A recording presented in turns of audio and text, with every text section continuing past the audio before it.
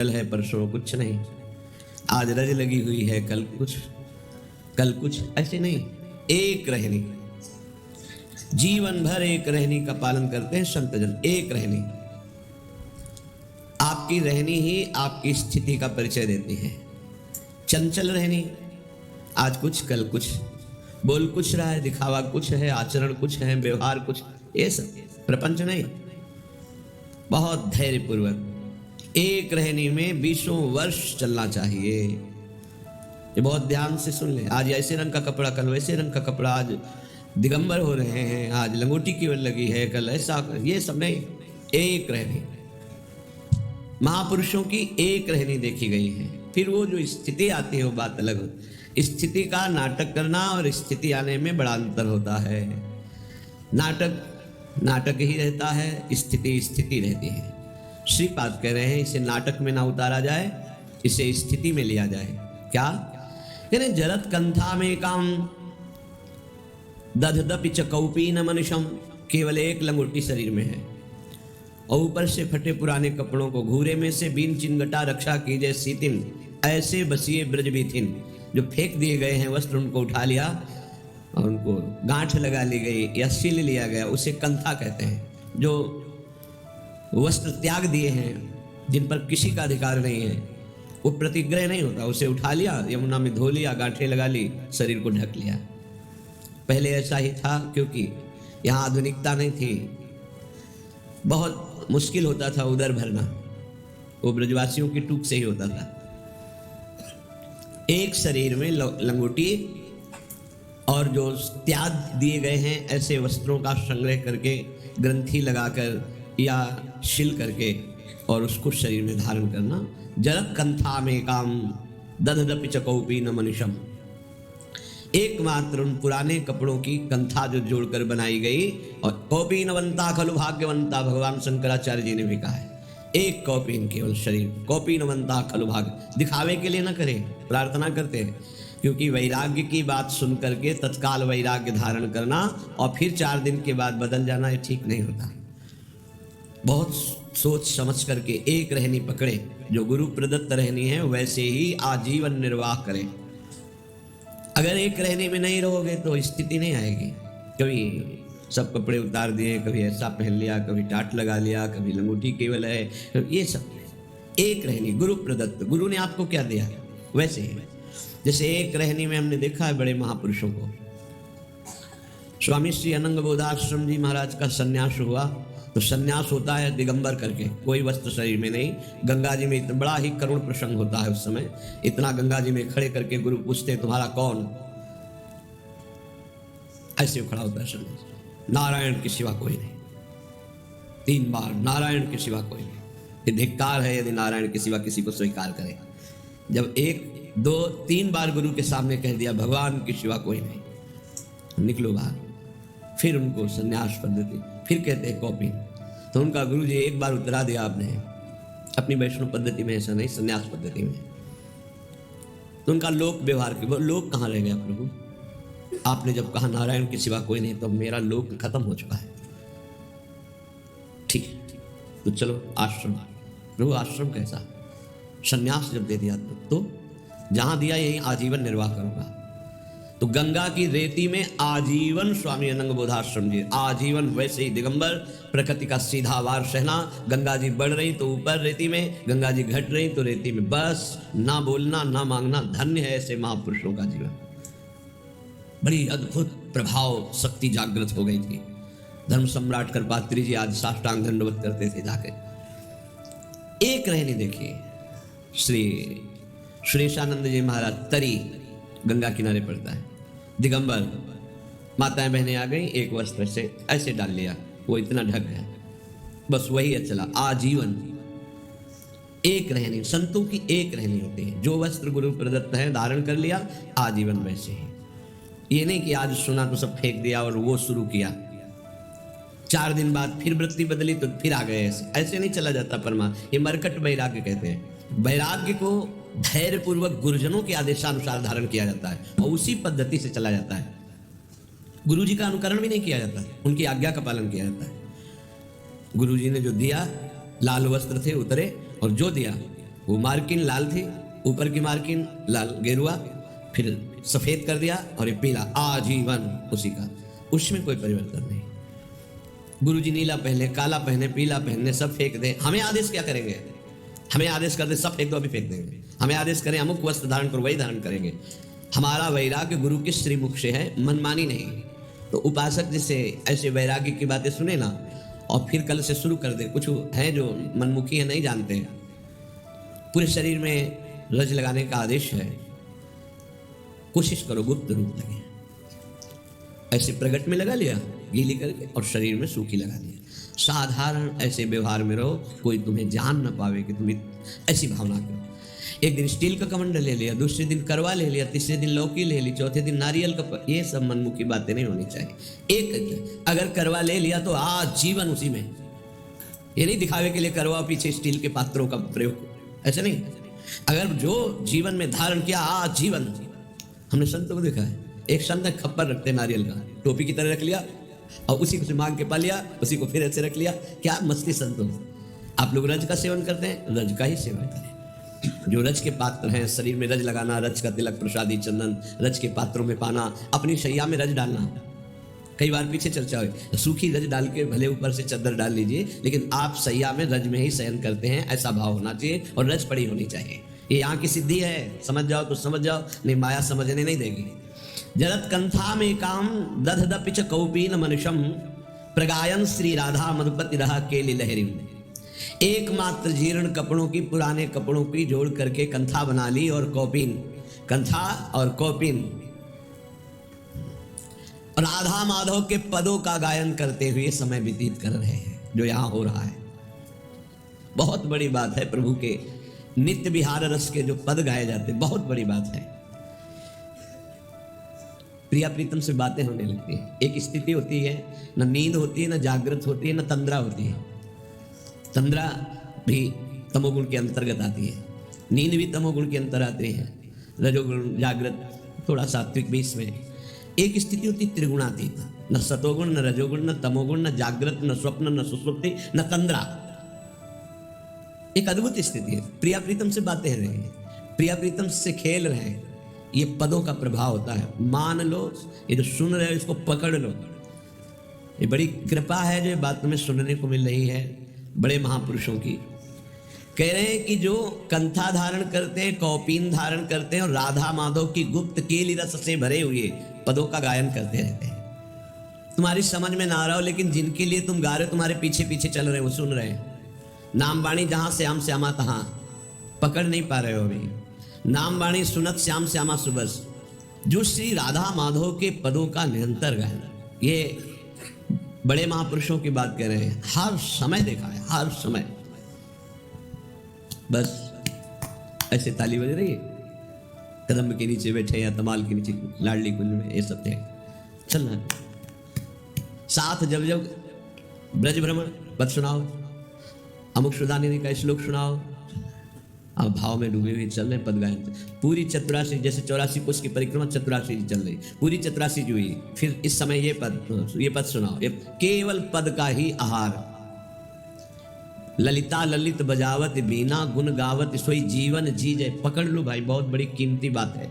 ये जो पद आचार्यों के द्वारा ये बहुत बड़ी सिद्धि प्रदान करते हैं, बहुत बड़ा लाभ प्रदान करते हैं।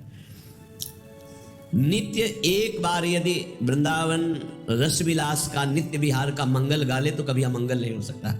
प्रथम यथामति प्रणवो श्री वृंदावन अति रम्य, श्री राधिका कृपा बिनु सबके मनन अगम्य, वर यमुना जल सींचन दिन ही शरद बसंत, विविध भांति सुमनस के सौरभ अलिकुल मंत, अरुण नूत पल्लव पर पूजत कोकिल कीर, निर्तन करत सिखी कुल अति आनंद अधि। पूरा पद है ये पद जानते हो, नित्य विहार का मंगल है। नित्य विहार का मंगल, ये जो प्रथम यथामति प्रणव, ये सब बातें छाती की हैं, पर कृपा होती तो, प्रेरणा होती तो बता देते हैं। इसका यदि रोज गायन करो 10 मिनट में हो जाएगा। अगर आप ऐसे गाओगे भाव से तो 15 मिनट बहुत बहुत लगेंगे। 15 मिनट गा लीजिए आजीवन। अगर रोज गा रहे हो, आजीवन के लिए लोक परलोक के सब अमंगल नष्ट हो जाएंगे। आपके जितने पूर्व पाप है सब भस्म हो जाएंगे। आपके वर्तमान की जितनी गलतियां सब क्षमा हो जाएंगी। आखिरी पंक्ति है, अति उदार वे भी सुंदर, सुरत शूर सुकुमार, जैसे हित हरिवंश करो दिन दो अचल विहार। आपका अचल विहार दर्शन में सेवा करने में प्रवेश हो जाएगा एक पद। यदि आप प्रातःकालीन वेला पर जय जय श्री हरिवंश व्यास कुल मंडना रसिक नंदन मुख्य गुरुजन भय खंडना एक बार मंगल गा ले और घर से निकल पड़ो, तो कहीं कोई जीते विनायक शुभ अशुभ विघ्न करे नहीं कोई, विघ्न करे नहीं कोई, डरे कलिकाल कष्ट है, कलयुग डरेगा। आप विचार कीजिएगा, अगर हमारी बात श्रद्धा पूर्वक मान लीजिए और नित्य कीजिए, दो मंगल गाइए, एक नित्य विहार मंगल प्रथम यथामति प्रणवो और एक आचार्य मंगल जय जय श्री हरिवंश व्यास कुल मंडना, फिर आप देखो आपकी दिनचर्या कैसी आबाद होती है, कैसे मंगल जागृत होता है। पर वो भगवान की माया है, सुनोगे कान से निकाल दोगे, उसे पकड़ नहीं पाओगे, वही पकड़ेगा जो कृपा पात्र है। श्री राधा माधव की गुप्त केली रस से भरे हुए अद्भुत पदों का गायन करते हैं। क्या सौभाग्य, शरीर में वृंदावन की रज लगी है, कौपीनवंता खलु भाग्यवंता, कौपीन लगाए हुए हैं और पवित्र परम पवित्र, ये जो प्रतिग्रह रहित वस्त्र हैं परम पवित्र हैं, वो धारण। एक प्रार्थना है उपासकों से, जब तक आपका वस्त्र शरीर रक्षा के लिए समर्थ है तब तक दूसरा वस्त्र मत लो। क्यों लेते हो?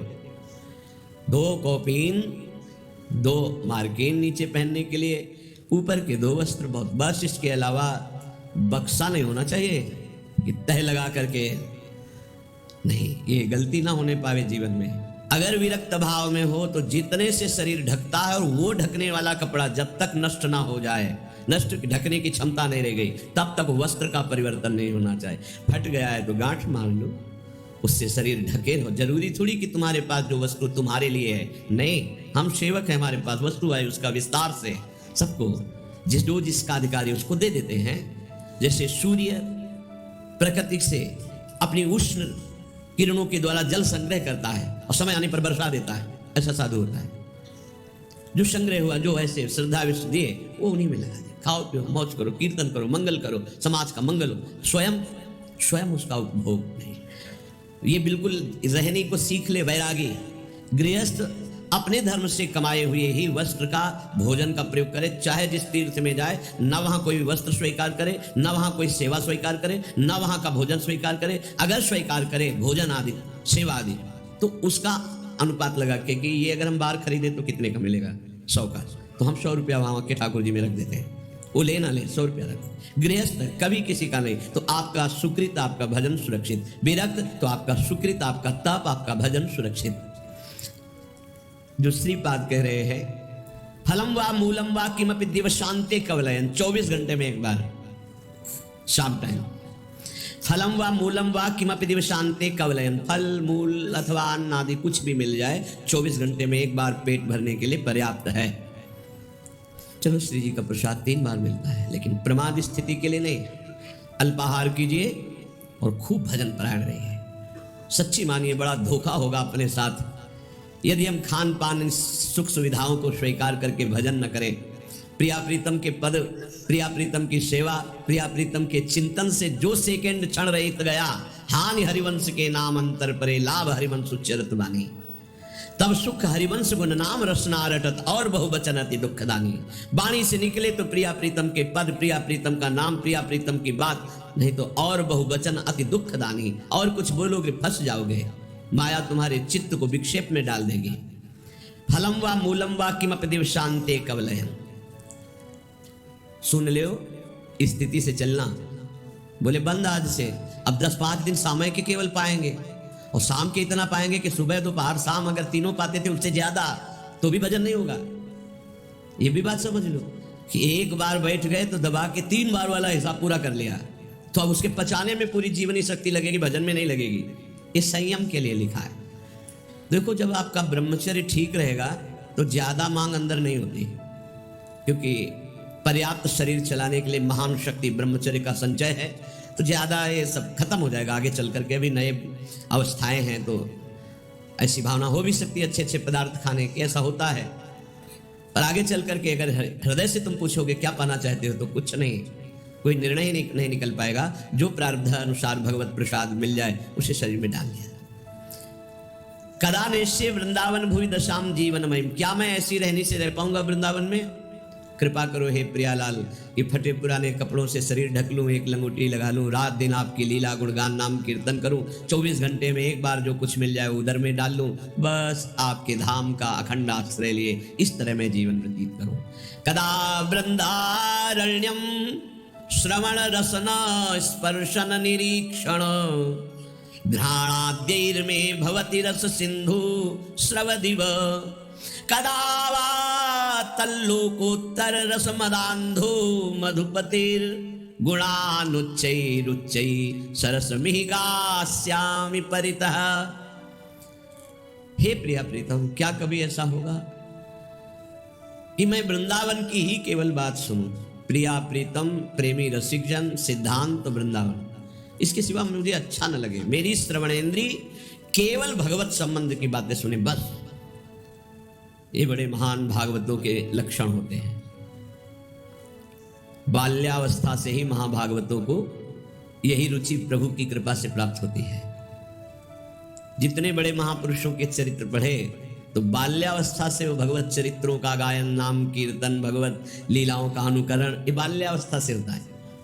महाप्रभु हरिवंश चंद्र जी जब खेलते थे ना तो अपने समवयस्क बालकों के साथ गोरे बालक को प्रिया जी बुला देते, सावरे बालक को लाल जी बुला देते, दोनों पैर से श्रृंगार करते देववन में पत्तों और पुष्पों से, और फिर ऐसे फल ला करके भोग लगाते, आरती। ये खेल होता महाप्रभु का। कभी जैसे तमाल श्याम रंग है, गोरा रंग का कदम्ब है, तो दोनों की प्रियालाल की भावना में उनका श्रृंगार करते, उनकी बाल्यावस्था। पंडित रामकृष्ण बाबा गोविंद देव जी के साथ गोली खेलते थे, कंचा गोली, बाल्यावस्था से भगवत। ये भगवत कृपा होती है। महाभागवतों का जीवन ही केवल प्रभु होते हैं। आप सब उसी पंक्ति में बैठे हैं, ध्यान रखना, आप सब उसी पंक्ति में बैठे हैं जिस पंक्ति से महाभागवत प्रभु को प्राप्त हुए हैं। उसी लाइन पे खड़े हैं, उसी पंक्ति पे खड़े हैं। थोड़ा श्रवणेन्द्रिय को सावधान रखिए।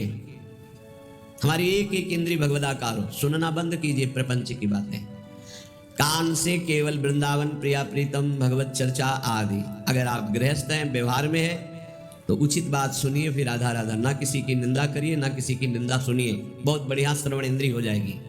रसन रसेंद्रिय, महापुरुषों की रहनी में हमारी दृष्टि कभी दूषित न हो जाए कि ये ऐसा। अपने को क्या करना है? अपनी रसेंद्रिय को देखना है। हम क्या करते हैं? सत्संग सुनकर दूसरों पर प्रयोग करने लगते हैं। ये बड़ी बहुत कठिन है महापुरुषों को पहचान पाना, बहुत कठिन है, बहुत कठिन है। श्री जी कृपा करते हैं तभी परिचय, सोई जाने जे देव जनाई, जानत तुम्हें तुम्हें हो जाए। बहुत बहुत कठिन है। इसलिए कह रहा हूं कि संग किया बड़े बड़े ज्ञानी ब्रह्मबोध महापुरुषों का, और बड़ी ऊंचाई में बड़ी कृपा हुई।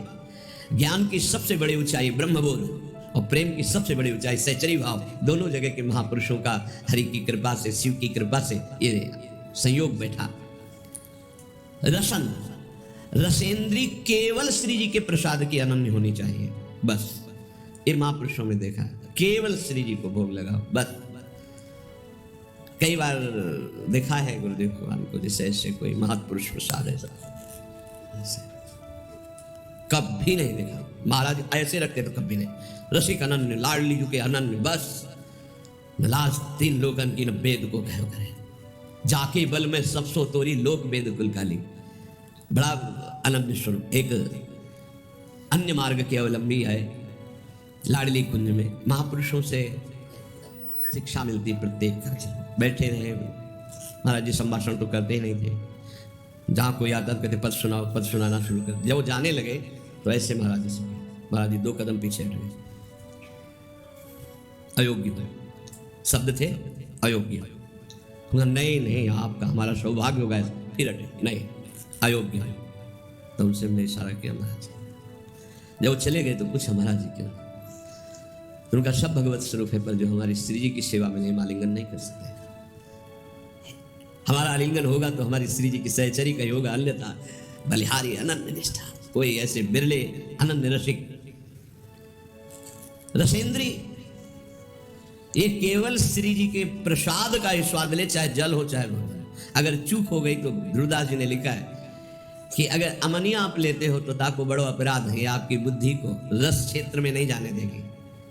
ये आजकल ऐसी बहिर्मुखता चल गई, बोतल खोली ऐसे खड़े खड़े पे। नहीं भाई, जल पीना, रुकिए आप। अगर आप वैष्णव हैं तो आपके पास झोली होनी चाहिए, गिलास होना चाहिए, आप ले लीजिए गिलास, उसको धोइए, जल भरिए, राधा वल्लभ लाल की जय, प्रभु जल पान कीजिए। भाव में 1 सेकंड लगता है, राधा राधा राधा, पान कर लिया।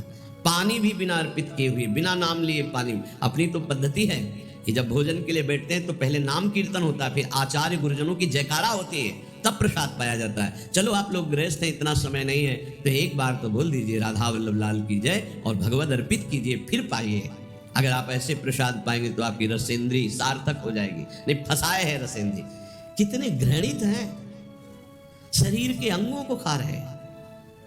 वो जिसे कहते हैं, फोड़ के देखो क्या लिबलिबा भरा है, दलित दुराए, उसको खा रहे, कह रहे हैं हम बहुत बलवान हो जाएंगे। अध्यात्म बल बड़ा होता है या शरीर बल बड़ा होता है? जीत के दिखाओ काम क्रोध लोभ मोह मद मत्सर को। ये भक्षाभक्ष खाने वाले जीत के दिखाओ तो तुम्हें महावीर समझे। अगर कोई जीता है आज तक इन शत्रुओं पर तो अध्यात्म बल से जीता, शारीरिक बल से तो रौंद देंगे तुम्हें। क्या शारीरिक बल? ये गिर चरण दे हनुमंता, चले उसगा पाताल तुरंता, जिम अमोघ रघुपति करबाना, ये ही भांति चले हनुमाना। ये वीरता आती है नाम भगवान का निरंतर चल रहा सात्विक भगवत पार्षद में अध्यात्म बल से। हे इधर उधर जीव जंतुओं को उबाल करके बेचारे बलहीन पशुओं को भक्षण करना, इन राक्षसी वृत्ति से थोड़ी बल आता है। हे अभी रसेंद्री की तृप्ति के लिए भाग रहे, कौन बना रहा है कोई मतलब नहीं है। होश में रसेंद्री को शासन में नहीं रखोगे, भजन नहीं होने वाला। इधर उधर के भोजन पाओगे, भजन नहीं। बहुत कीमती मनुष्य जीवन में भगवत साक्षात्कार कर लिए। सत्संग हो रहा केवल अध्यात्म के लिए, मनोरंजन की कथाएं नहीं है। इंद्रियों को संयम में रखिए, बचिए ऐसे आहार से जिसको तुम जानते नहीं, परिचय नहीं है तुम्हारा, बनाने वाला कौन है जिसका पता नहीं। बहुत सावधान। हमें लगता है कि बहुत जानकारी से, पहले कहा जाता था पानी पियो छान के गुरु करो जान के, ऐसे कहा। हमें अब लगता है उल्टा करना चाहिए, गुरु करो छान के, एक एक गुण और गुण की छानबीन करो पूरी, और पानी पियो जान के। कौन है, कहाँ का है, कैसे आचरण का है, कौन सा पानी दे रहा है, कौन सी गिलास में दे रहा है, उसी में शराब पिया उसी में पानी दे रहा है, बहुत जानकारी करके। सच्ची मानिए आज जो भजन में उन्नति नहीं और उसका कारण खान पान विभाग है। रुचि ही नहीं हो सकती ऐसे अपवित्र भोजन करने वाले को भगवान में। मन मानी तुम खाओ पियो, तुम खूब नाम भगवदाकार वृत्ति चले, ऐसा नहीं हो सकता। सावधान। रसेंद्री को संभालिए खान पान विभाग। अगर आप प्रतिग्रह लेंगे और धनियों की चाटुकारिता करेंगे, रसेंद्री में रहेंगे तो बांटगिरी करेंगे, भगवत चरणारविंद की भक्ति नहीं होगी। एक बार देखा, भ्रमण करने में मतलब बहुत उपलब्धियां प्राप्त होती हैं। सेठ जी गिरदा लगाए तखत में बैठे मूंगफली खा रहे हैं, प्रवचन करता आके चौकी पे बैठे हैं, उनको सुना रहे हो जी, बीच बीच में खोपड़िए, शास्त्र का अपमान और उसके प्रवचन का अपमान हो रहा है, और ये धनी केवल समझ पा रहे हैं, इसकी दुर्गति पक्की है, कार्य हो रहा भागवती दिखाई दे रहा है। अरे उसको ऊंचे पे बैठा, तू नीचे बैठ, हाथ जोड़कर एकाग्रता पूर्वक मौन होकर के इस अमृत का पान कर। लेकिन रजोगुण धन ऐश्वर्य और वो मूर्खतावश समझ नहीं रहा कि केवल लिफाफा 2100 5000 का मिलेगा और ऐसे आचरण। बहुत सावधान, ये सत्संग है। स्पर्श होता है सुखद दुखद या शरीर भोग, ये त्वगेंद्रिय का सुख होता है स्पर्श सुख। उपासक सावधान, स्पर्श सुख में जितने भी कोमल मुलायम वस्त्र हैं इनको नहीं स्वीकार करना चाहिए जानबूझकर, वैरागी को। और गृहस्थ को अपने अर्थ के अनुसार सात्विक वस्त्र धारण करने चाहिए। विरक्त को ऐसा कोई भी बड़ा कीमती बड़ा सुखद, जितने से काम चल जाए उतने से, पक्का समझो। भगवान को प्राप्त करना है तो ये नियम बना लो, कम पैसे की चीज का प्रयोग करना, कम चीज का प्रयोग करना, जितने कम पैसे वाले से काम चल जाए उतने से अपने को चलाना, जरूरत पड़े तो दूसरे के लिए सुख संविधान कर देना, अपने वैसे ही रहना। स्पर्श सुख गृहस्थ में धर्म मर्यादा के अनुसार, विरक्त में पूरी लक्ष्मण रेखा खींची है। ये सुख सुविधाएं शरीर को कमजोर कर देती है, ध्यान रखना। जितना आप सुख सुविधा लोगे उतने कमजोर होते जाओगे। तपती हुई काशी की घाट की चट रात्रि भर तपती थी, उस पे शयन होता। नीचे का चला बिछा दिया, लंगोटी पहने पड़े, सुबह हुआ गए रस्सी घाट की तरफ कच्ची शौच स्नान किया, वही अचला लपेट लिया विश्वनाथ जी के दर्शन। जितना प्रकृति का सीधा प्रयोग शरीर से सहोगे, तात्य तक शस्त्र भारत वही परम पद का अधिकारी होता है। भाई स्पर्श सुख से बहुत कोमल कपड़ा उतार के फेंक, ऐसा कपड़ा पहन जो कम कीमत का हो, जो शरीर में सुखद ना लगे, बहुत ही सिद्धों वाली नकल ना करे।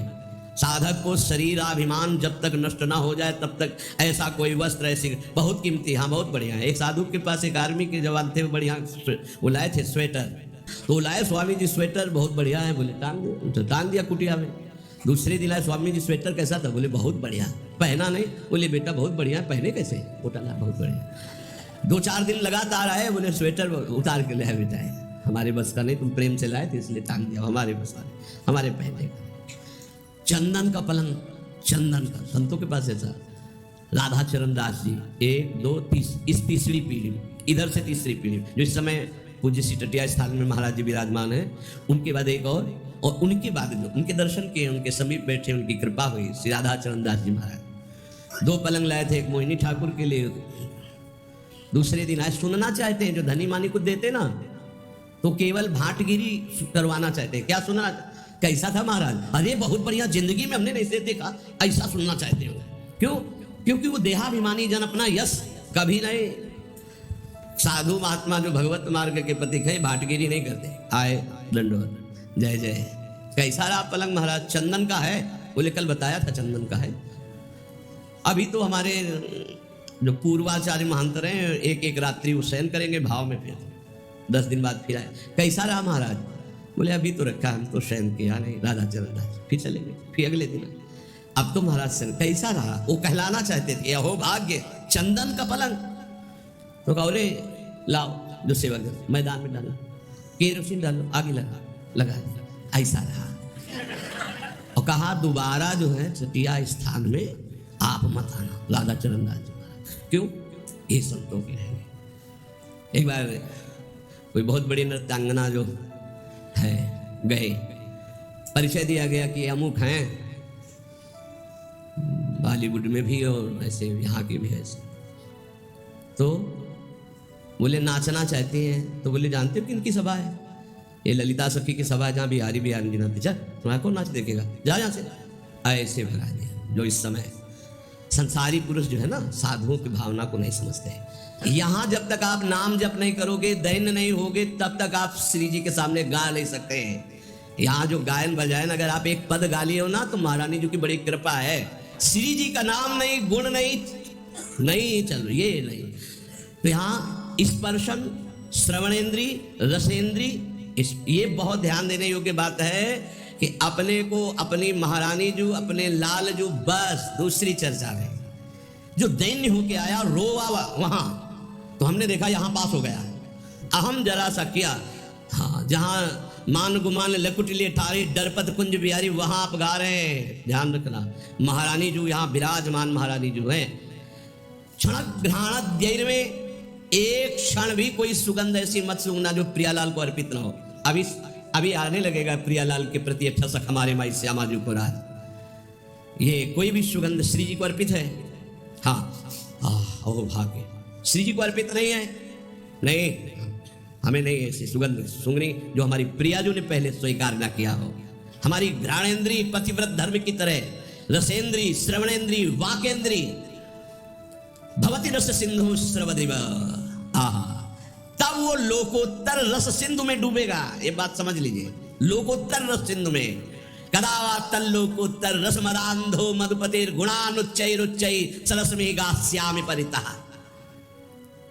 लोकोत्तर रस में मदांध होकर श्री राधापति के गुणों का उच्च स्वर से वृंदावन में या जहां भी है गुणगान करता हुआ जो जीवन व्यतीत होता है, वो प्रिया प्रीतम को प्राप्त हो जाता है। इस श्लोक का अर्थ, रसेंद्रिय आनंद, श्रवणेन्द्रिय आनंद, वाकेंद्रिय अनन्य, घ्राणेन्द्रिय अनन्य और प्रिया प्रीतम का जस गान कर रहे, नाम जप कर रहे, निश्चित प्रिया प्रीतम की प्राप्ति होगी। स्वानंद सच्चिद घन रूपता मतिर्यावन्न वृंदावनवासी जंतुषु, थोड़ा सावधानी का है। तावत प्रविष्टोपि न तत्र विंदते ततोपराधात पदवीं परात्पराम। यदि कोई किसी अभिमान में आकर वृंदावन वासी का अपमान कर दे, तो चाहे जितना दान पुण्य और तीर्थ याटन और सब कुछ कर ले, ये अपराध उसकी दुर्गति करवा देगा। तावत प्रविष्टोपि न तत्र विंदते ततोपराधात पदवीं परात्पराम। अगर परात्पर पदवी पे भी पहुंचने की योग्यता है तो भी भ्रष्ट हो जाएगा। वैकुंठ से कोई वापस लौटा हो आज तक प्रमाण नहीं। पर सनकादि का अपराध करने के कारण जय विजय को 3 जन्म असुर योनि में लेना पड़ा। तो यह कह रहे हैं कि वृंदावन के कोई भी प्राणी का अपमान मत करना, ये सच्चिदानंदमय है, प्रियालाल के लाडले हैं, इनका अपराध मत कर देना। यदि वृंदावन में अपराध कर दिया किसी वैष्णव का और कृपा पात्र हुए तो बच जाओगे। कैसे कृपा पात्र, वही दंड विधान हो जाएगा। नहीं कह रहे तावत प्रविष्टोपि न तत्र विंदते ततोपराधात् पदवीं परात्परा। कभी भी परात्पर पदवी की योग्यता प्राप्त पुरुष भी यदि अपराध कर दे वृंदावन के किसी प्राणी का तो उसका सर्वनाश हो जाएगा और वो भ्रष्ट हो जाएगा, वो नष्ट हो जाएगा। दूसरा भाव इसी का, यदि कोई वृंदावन के प्राणी पर सच्चिदानंद भाव न करके साधारण प्राणी का भाव करके अपराध कर दे तो श्री राधा माधव की परात्पर पदवी, दास पदवी उसे कभी प्राप्त नहीं हो सकती। बस ये बार बार श्रीपाद प्रबोधानंद जी ने प्रार्थना की कि वृंदावन में थोड़ा सा एक अपराध के लिए तुम सावधान रहो कि कहीं किसी वैष्णव का अपराध न बन जाए, कहीं किसी वैष्णव की निंदा अवहेलना न हो जाए। और तो जो अपराध बनेंगे वो तो जैसे माँ अपने बच्चे की मलिनता को नहीं देखते, ऐसे वृंदावन ही प्रभाव सुन अपनो ही गुण देत, जैसे बालक मलिन को मात गोद धर ले। पूज्यपाद श्री उड़िया बाबा जी महाराज। महाराज जी, भक्ति और प्रेम में क्या अंतर है? प्रश्न है, भक्ति और प्रेम में क्या अंतर है? तो जब तक किसी को ये याद रहे, बहुत ध्यान देने का विषय, किसी को याद रहता है कि मैं प्रभु की भक्ति कर रहा हूं तब तक भक्त, और जब ये याद न रहे कि मैं प्रभु की भक्ति कर रहा हूं और फिर हो रही है, तब वो प्रेमी। मैं का प्रेम में विस्मरण, जब मैं था तब हरि नहीं, अब हरि है मैं नाही। इतना गाढ़ भगवदाकार वृत्ति की मैं प्रभु का चिंतन कर रहा हूं, ये भी लय हो गया, तब वो प्रेमी। और जब तक मैं चिंतन साधन कर रहा हूं तब तक भक्त। भक्ति और मुक्ति में क्या अंतर है? भक्ति और प्रेम में अंतर सुना? भक्ति और मुक्ति में क्या अंतर है? जब तक जगत की याद छोड़कर भगवत चिंतन करने का अभ्यास किया जाता है उसका नाम भक्ति। और जब जगत और भगवान दोनों का चिंतन रहित हो गया, ना भक्त जैसे भगवान का चिंतन करता है ऐसे ज्ञानी नहीं करता, चिंतन रहित स्थिति का नाम है मोक्ष पदवी। कोई चिंतन नहीं, ना सत चिंतन ना असत चिंतन, कोई चिंतन नहीं, चिंतन शून्य। सोचो कितनी ऊंची स्थिति है। कोई चिंतन नहीं, न स्थूल न सूक्ष्म न कारण न भगवान का न जगत का, कोई चिंतन नहीं, शून्य। वो है मोक्ष पदवी। जैसे गाढ़ नींद में अज्ञान की धरा में, ऐसे ज्ञान की धरा में, वो जागृत में गाढ़ अवस्था में ऐसा कोई चिंतन नहीं जैसे गाढ़ नींद में। गाढ़ नींद शब्द इसलिए कि नींद में अगर गाढ़ावस्था नहीं हुई तो स्वप्नावस्था आ जाएगी, वो नहीं मानी जाएगी। जैसे गाढ़ नींद में सोया हुआ पुरुष, ऐसे ही शुद्ध बोध प्राप्त महात्मा रहता है। कोई स्फुरण नहीं, सत ना सत, न सोचती न कांक्षत, प्रसन्नात्मा, अखंड प्रसन्नता, वो मोक्ष पदवी। जो जगत का चिंतन छोड़कर भगवान के चिंतन का अभ्यास कर रहा है वो भक्त, और जिसका कोई चिंतन नहीं हो रहा है वो सच्चिदानंद में स्थित अपने स्वरूप में, वो मुक्त महापुरुष है। भक्ति और मोक्ष में ही अंतर है। उपासक भजन तो करता है पर आनंद का अनुभव क्यों नहीं होता? बाबा, इसका क्या कारण हो सकता है? बहुत बढ़िया प्रश्न है। पहला प्रश्न था भक्ति और प्रेम में क्या अंतर? मैं भगवान का भजन कर रहा हूं, ये भक्त, और मैं जब विस्मृत हो गया केवल भजन हो रहा है तो प्रेमी। भक्ति और मुक्ति में क्या अंतर? जो जगत चिंतन छोड़ने का प्रयास करके भगवान का चिंतन कर रहा है वो भक्त, जिसका ना जगत का चिंतन ना भगवान का चिंतन, स्वरूप में स्थित प्रसन्नात्मा, अखंड बोध स्वरूप, कोई स्फुरणा नहीं, वो मुक्त महापुरुष। अब प्रश्न है कि उपासक यदि भजन कर रहा है तो आनंद क्यों नहीं आ रहा? क्या कारण है? तो बोले इसका कारण है जगत का चिंतन। एक एक शब्द अनुभव के हैं।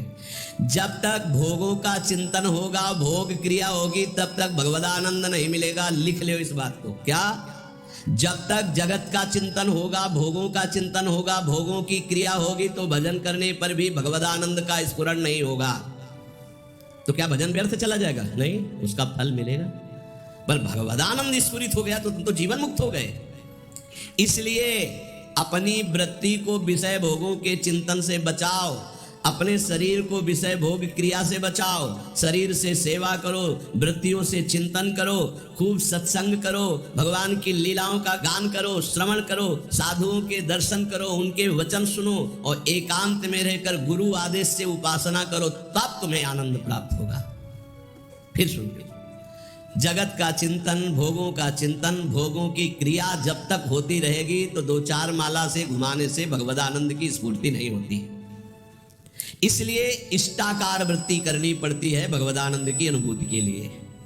तो तुम नाम जप करो, सत्संग करो, भगवत लीलाओं का गुणानुवाद करो, श्रवण करो, साधु महात्माओं का दर्शन, उनके वचन, एकांत में गुरुदेव प्रदत्त उपासना करो, तो तुम्हारी चित्तवृत्ति में भगवदानंद स्फुरित हो जाएगा। ये साधन बताए। इन साधनों से इष्ट देव में ममता होने लगती, मेरी प्रिया जो, मेरे लाल जो। और जिसको विषय कड़ुआ लगने लगे तो जान ले हम पर बहुत बड़ी कृपा हो रही। क्या? अब मुझे नहीं चाहिए, नहीं चाहिए, अंदर से जिद आ जाए, मुझे नहीं चाहिए। जैसे कोई किसी को बमन दिखावे तो घृणा हो जाए, नहीं। ऐसे जब तुम्हें रमा बिलास राम अनुरागी तजत बमन जिम जन बड़भागी, बड़भागी महाभागवत वैष्णव जन हर भोग को वमन की घृणा की बुद्धि से देखते नहीं। जब आप ऐसे चलेंगे तो विषय भोग आपको घृणास्पद लगने लगेंगे, नहीं छी, अंदर से आने लगेगा, नहीं। अभी अमृत जैसा चिंतन होता है। जब अमृत जैसा चिंतन प्रभु का हो और विष जैसा चिंतन संसार के भोगों का हो, ब्रह्मादिक के भोग सब विष सम लागत ताई, विष सम, जैसे बढ़िया खीर, रबड़ी, गुलाब जामुन सब बना रखा, कान में कोई विश्वास पात्र आदमी आके दे भाई हमें संशय है इसमें जहर मिलाया गया, अब एक कवल खा के दिखाओ, आप डर जाओगे। ऐसे ही महापुरुष कह रहे हैं हर विषय में आसक्ति रूपी जहर है, मत भोग, ये जहर जन्म जन्मांतर बढ़ता चला जाएगा।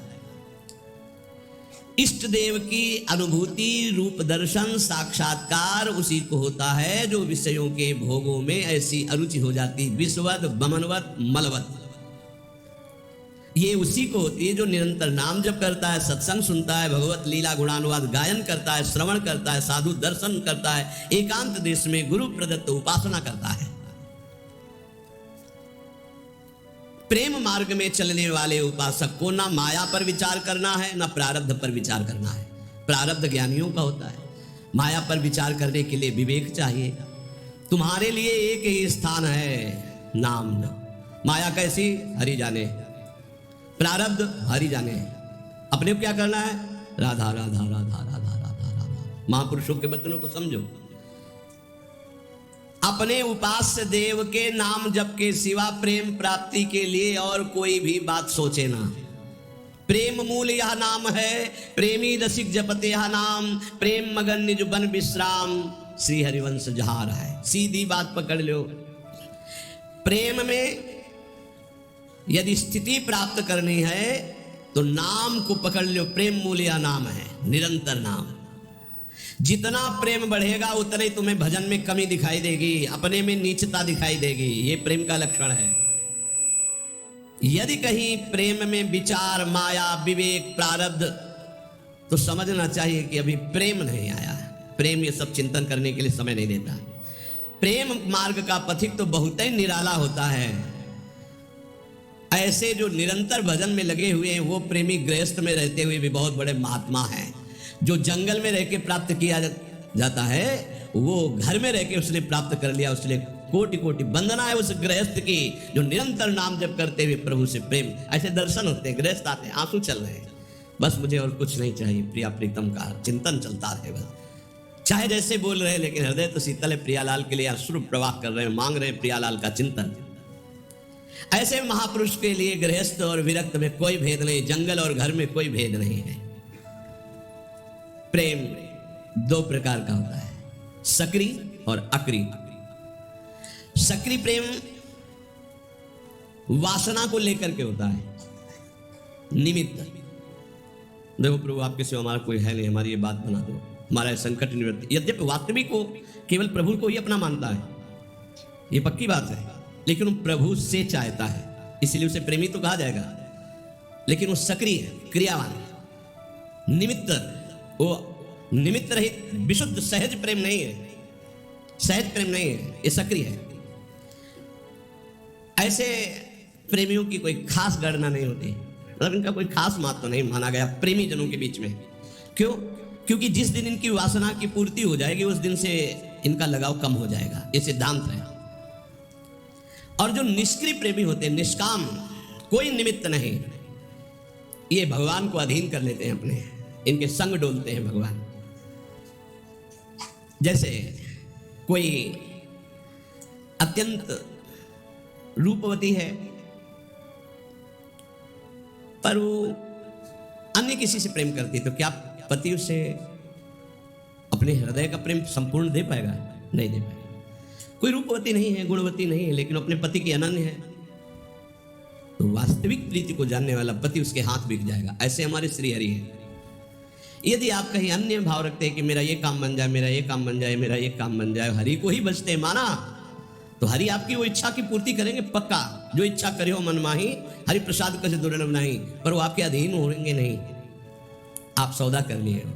लेकिन जो कुछ नहीं चाहते हैं वो उस पतिव्रता पत्नी की तरह है जो केवल पति से प्यार करती है, फिर पति को अधीन होना पड़ेगा उसके प्यार में। ऐसा वो पातिव्रत धर्म से युक्त अनन्य रसिक उपासक होता है जो अपने इष्ट को अधीन करे। जीवन का लाभ यही, क्या मांगोगे? संसार ये तो अपने आप पीछे पड़ा रहेगा। बात ये बाधा रूप में मिल जाएगा जिसे तुम मांगना चाहते हो। चलो तो आगे प्रेम मार्ग में। यदि आप प्रभु से कुछ नहीं मांगोगे तो सबके अधिकारी बन जाओगे। आप कुछ मांग लिया तो कुछ हाथ लगेगा, सब कुछ नहीं, और कुछ नहीं मांगा तो सबके अधिकारी बन जाओगे आपको, और अधिकारी के बन जाओगे, कुछ चाह ही नहीं रह जाएगी। सच्ची बात ना। नाम जप का ऐसा प्रभाव कि बाल भक्त ओम प्रकाश जी के जीवन चरित्र में पढ़ा गया। दिन प्रतिदिन रति खत्म होती जा रही संसार की। गजब की बात है कि 74 दिन तक कोई खान पान नहीं, सशरीर भगवान का आलिंगन प्राप्त किया। सशरीर, ऐसा नहीं कि कोई चिदानंद दे से, उसी शरीर से आलिंगन प्राप्त किया और फिर सखा भाव से मुक्त हो गए। आज भी उनकी समाधि बनी हुई चामुंडा के सामने। नाम जब स्कूल से शुरू किया नाम जप, वैसी उच्च कोटि की कम अवस्था में स्थिति प्राप्त कर ली। नाम जप में बड़ी अपार सामर्थ्य है। पर हमें लगता है कि प्रभु से यदि ना मांगा जाए तो बहुत ज्यादा लाभ मिल जाएगा। हम लोग बहुत कमजोर हृदय के मांग कर बैठते हैं। कई बार ऐसी परिस्थितियां आती हैं कि साधक को विश्वास नहीं रहता, विश्वास क्यों नहीं रहता? जैसे बड़ी भयावह परिस्थिति आने वाली है, अब उसको लगता है पता नहीं भगवान जानते कि नहीं जानते, सुना कि नहीं सुना। हे भगवान आप ये काम बना दो, बस आप इस विकट परिस्थिति से निकाल दो नाथ, बस जीवन भर भजन करेंगे आपका, प्रभु प्रभु आप बचा लो बचा लो। तो जब बच गया तो आप देख लेना वो जो आपकी प्रीति थी प्रभु से कम हो गई, आपका जो अपनापन था वो कम हो गया। ऐसे आप अगर 100-200 बार ऐसे मांगते चले जाएंगे तो आपका भजन ही क्षीण हो जाएगा, आपका भाव नहीं बन पाएगा प्रभु के प्रति। ऐसी स्थिति आ जाएगी।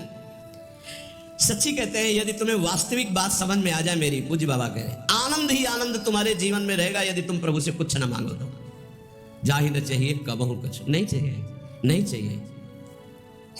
वो स्वामी को अधीन कर लेता है। ये बात आप अच्छे से समझ। अगर आपने कुछ स्वीकार कर लिया तो वो फिर बिकेंगे नहीं। वो आप ना ना ना तो वो बिक जाते हैं। ऐसे उदार स्वामी, ये अंदर की बात है, पकड़ लो अगर पकड़ पा रहे हो तो। मांगोगे तो कोई नाशवान, और जब आप मांगोगे नहीं ना, वो देख रहे हो तुम जो हाय हाय कर रहे हो कि विपत्ति हटा दो, उससे ज्यादा उनको परेशानी है। आपको विपत्ति में वो नहीं देख सकते। बड़ा सर्वाश्चर्यमय, मतलब कैसे तुम्हें बताया वो, बड़ा आश्चर्य में। कल की बात, एक सखी जिसको भारी कैंसर, यहां से ऐसे मवाद बह रहा कि वो बैठे तो पूरा वातावरण दूषित हो जाए, कोई पास न बैठे, ऐसे कैंसर का स्वरूप। आए और शिष्य आए, उन्होंने कहा कि अब तो मैं मरने आई हूं, बस 2 महीने में डॉक्टर ने कहा मर जाओगे। और कल उनकी रिपोर्ट आई, बताई गई कि कैंसर ही नहीं है। जब उनको सब साल 1.5 साल से 2 महीने मरना था, 1.5 साल तो हो ही गए। अब वो कह रहे कि अगर साल 1.5 साल कोई स्फुरना ना हुई तो आजीवन के लिए खत्म है। क्या लीला प्रभु की, केवल आश्रय, भगवत आश्रय। और वो ये नहीं चाहती है कि हमारा कैंसर ठीक, वो यही चाहती थी कि बस इस रज में प्राण निकले, मैं श्री जी की सेवा में जाऊं। तो श्री जी कहती हैं और सुनो हमारा यश, अभी और नाम जप कर लो और फिर आओ हमारे पास। एक बड़ा आश्चर्य देखने को मिलता है कि ये चीजें विश्वास के लिए कह रहा हूं, ये चीजें मतलब जहां कोई गुंजाइश नहीं है, ऐसी स्थिति है कि जब पहले बार डॉक्टर देखता है तो कहता है बस जितने दिन है उतने दिन है। जहां दिनों की बात थी वहां 1.5 साल तो अब हो गए, और सब हट गया, और स्वस्थ है, कोई दवा नहीं, आनंद पूर्वक ऐसे नॉर्मल दिनचर्या चले। ये क्या है? उन्होंने मांगा नहीं था कि मेरा कैंसर जाए, उन्होंने चाहा नहीं था कि मैं ना मरूं, वो बस यही चाहते थे कि जल्दी मरूं और श्री जी के पास जाऊं। श्री जी के सिवा उनका कोई भरोसा नहीं। उसका चमत्कार देखा। अरे यार वो सब देख रहे हैं, वो सब जान रहे, काहे को मांगोगे, काहे को अपने प्रेम में कलंक लगाओगे? आगे से आगे वो देख रहे हैं। नारायण 2 बात सो और अधिक नहीं बात, रसिकन को सत्संग नित, युगल ध्यान दिन रात। सचमुच सचमुच बाबा लिख रहे हैं नारायण स्वामी कह रहे हैं कि भगवत प्राप्ति के लिए इन दो बातों से बढ़कर और कोई बड़ी बात नहीं। रोज सत्संग सुनने को मिले और युगल सरकार का नाम जप करते हुए ध्यान करने को मिले। राधा वल्लभ लाल को हृदय ध्यान मुख नाम भगवत प्राप्ति हो गई। दो ही बात, रोज सत्संग सुनने को। रसिकन को सत्संग नित युगल ध्यान दिन रात। तुम्हें हम बताते हैं कि जिनको ये भ्रम हो कि गोपी जनों से एक क्षण के लिए भी भगवान गए, तो कभी नहीं गए। पूज्य बाबा कह रहे हैं, अरे भक्तों से एक क्षण के लिए भी कभी भगवान दूर नहीं होते। गोपी तो भक्तों की प्रेम ध्वजा है भक्ति की, इनकी ताकत क्या है दूर जा सकते हैं अपने प्रेमियों से। आप ये समझ लो कि आज भी जो भक्त भगवान के सिवा किसी से अपना परिचय नहीं रखते, भगवान उनसे एक क्षण भी दूर नहीं। और फिर वृंदावन तो इनका घर है, वृंदावनम परित्यज्य पादमेकं न गच्छति, तो कैसे कहा जा सकते हैं। भक्त के अधीन भगवान है, ये वैसी भक्त की बात है जो कभी भगवान से कोई मांग नहीं करता है, उन भक्त की बात है। आप देखना चाहते हो कि वृंदावन में भगवान साक्षात यहां विराजमान है। अपना संबंध किसी से मत रखो, न देह से और न देह भोगों से, न देह संबंधियों से। अगर मिल न जाए तो कहना। उन गुरु जी का नाम रघुवंशी, शायद रघुवंशी या कुछ ऐसा ही नाम है। ये जो धर्म सम्राट करपात्री जी का विद्यालय, संस्कृत विद्यालय है, जो बड़े बड़े महापुरुष जन उनसे पढ़े हैं, उनका ऐसा ही नाम। वो पहली बार जब काशी से वृंदावन आए, बड़े ही महाभागवत नाम जापक, धर्म मर्यादा के अनुसार गुरु रघुवंशी, तो क्या है सर स्मरण हमें नहीं है। वो जब आए वृंदावन, तो उस समय और वृंदावन का स्वरूप लता पता सब, तो सीधे पहुंचे जुगल घाट। ये रोड नहीं बना हुआ था, तो उधर से ये पता चला कि परिक्रमा मार्ग में है कहीं, तो यहाँ था करपात्री जी का, तो युगल घाट पहुंच गए। वहां जब पहुंचे तो अंधेरा होने लगा था, तो सोचा किससे कुछ, वहां कोई दिखाई नहीं दे रहा। तो पहली बार आए थे, नया नया खुला था धर्म सम्राट करपात्री जी का जो संस्कृत विद्यालय, उसमें आचार्य रूप में आए थे। देखा एक पीतांबर पीत वस्त्र धारण किए हुए, हाथ में जैसे गुरुकुल में पढ़ता हुआ विद्यार्थी। कहा गुरु जी दंडवत। हमें लगे कि गुरु जी तुमको जानना चाहते हो। बोले आप? मैं विद्यार्थी हूँ, सेवा कुंज में रहता हूँ। उनको क्या पता क्या सेवा कुंज? अच्छा, वहाँ कोई गुरुकुल होगा? नहीं, वहाँ मेरी सेवा रहती है, वहाँ सेवा में रहता हूँ, विद्यार्थी हूँ। तो गुरु जी आपको जो संस्कृत विद्यालय में जाना है वो मैं जानता हूँ। अच्छा, उसी की तो खोज कर रहे थे। आओ, कच्चा रास्ता में ये आप जाओगे, 500 कदम के बाद आपको मिल जाएगा। तो उनका तुमसे मिलना चाहे तो कभी, गुरु जी हमारी सेवा रहती है सेवा कुंज में, आप कभी आके मिल लेना। ठीक है। अब वो गए, जब वहां पहुंचे तब उनको बार बार वो शब्द गुरु जी बार बार वो मृदु शब्द। तो वहां जो कुछ विद्वान ब्राह्मण से कहा कि मैं एक बार उस विद्यार्थी को धन्यवाद देना चाहता हूँ, मैं बहुत व्यथित था कि मुझे कैसे, तो सेवा कुंज उसने बताया है। तो वो लोग आए से, कहा ये तो श्री जी का, यहाँ तो आसपास कोई विद्यालय नहीं, आसपास तो भगवान के प्रेमियों के वास हैं और भगवान के श्री विग्रह भी आए। तब उनके ये साक्षात नंदनंदन थे, साक्षात पहली ही बार में ये हम उनके श्री मुख से सुना। बिल्कुल वयोवृद्ध से सब पकड़ के लाए हुए थे स्वामी अखंडानंद जी के उसमें, तो उसमें बैठ करके वो ये वृंदावन की पहली कृपा अनुभूति मुझे साक्षात श्याम सुंदर का ऐसा। तो यहाँ यदि अन्य आश्रय अन्य संबंध रहे तो बहुत जल्दी भगवत साक्षात्कार हो जाए। श्री नथियाबाई जी कोई संबंध नहीं, किसी से नहीं, यहाँ आए सेवा कुंज के पीछे उनका छोटा सा अब निर्माण हो गया। तो उपला भी लेते, चून मांग लेते, मोटी रोटी बनाती, किसी एक संत को पवा देती, धीरे धीरे छोटी सी कुटिया धीरे धीरे मांग करके, बस कोई संत पहुंच जाए 1 बजे 2 बजे 4 बजे, भाई जी राधे राधे, भूख लगी भाई जी, भिक्षा मिलेगी, रुक बाबा, तो तुरंत व्यवस्था करती और पवाती। अब धीरे धीरे ऐसा कि पूरे गांव में जाती, आटा मांग के लाती, कंडा बीन के रखती, 10-20 संतों को पवाती। एक दिन बैलगाड़ी में वो मांग करके जो चूना आदि कंडा आदि सब ला रही थी। संध्या का समय हो गया, कच्चा मार्ग था, वर्षा होने लगी, छाता लालटेन लेकर के, क्योंकि आटा संतों का है, लकड़ी संतों की अगर भीग जाएगी तो कल भिक्षा नहीं होगी। ए माई ये छाता ले, हम तो न अवस्था के हैं, हमें कोई फर्क नहीं। अरे नहीं लाला तू भीग जाएगा, बड़ा सुकुमार है तू, नहीं ये। और भींजते हुए लालटेन आगे लेकर के चले। कुछ समझ में नहीं आया। जब वहाँ नथियाबाई अपनी कुटिया में पहुँच गई, वो गली से निकल गए, जब दूसरे दिन दर्शन करने गई तो वही छाता वही लालटेन लिए बिहारी जी उनको दिया। अरे बोले तू था, मैं तो समझ ही नहीं पाई। ये वृंदावन धाम है, रोज ठाकुर जी मिलते हैं, पर बड़े लीला बिहारी हैं। अगर किसी से संबंध रखते हो तो देख नहीं पाओगे, और अगर केवल उनसे संबंध रखते हो तो पक्का समझो कोई ऐसा वृंदावन वासी जो प्रियालाल का अनन्य है, ये नहीं कह सकता कि मुझे प्रियालाल का सानिध्य नहीं मिला। ये घर है उनका, आपका कोई और है, आपकी कोई ठौर है, इसलिए ये छुपे है, नहीं तो पक्का वृंदावनम परित्यज्य पादमेकं न गच्छति। यदि अन्य कोई चाह नहीं, अन्य कोई संबंध नहीं, तो फिर ये वृंदावन बिहारी तुम्हें दर्शन दिए बिना कैसे रह सकते हैं। ये सर्वव्यापक भगवान हैं एक तरफ ज्ञानियों के लिए, लेकिन प्रेमियों के लिए उनके लाडले प्रगट ठाकुर है। ये भक्तानुग्रह विग्रह है, इसलिए जो इनकी भावना में रहता है वो टकराते रहते किसी किसी रूप में, रोज मिलते रोज। देखो पहचानो, इसीलिए कहते होश में रहो, ये वृंदावन धाम है। इसलिए उपासक को श्रीधाम का यदि सानिध्य मिल गया है तो सानिध्य का लाभ लीजिए, किसी की निंदा मत कीजिए, किसी का अपमान मत कीजिए, खूब नाम जप कीजिए। श्रवणेन्द्रीय, रसेंद्रीय, घ्राणेन्द्रीय, वाकेंद्रीय, जनेन्द्रीय, इनको भगवत प्रसाद से संयम में रखा जाए। यही चंचल होकर के हमें भ्रष्ट कर देती हैं और अचंचल होकर हमें प्रभु में स्थित कर देती है। इनको चंचलता रहित करने के लिए सरल उपाय है नाम जप और सत्संग। सत्संग आपको रोज संभालेगा, नाम जप आपको पावर देगा, जिससे आपके द्वारा ये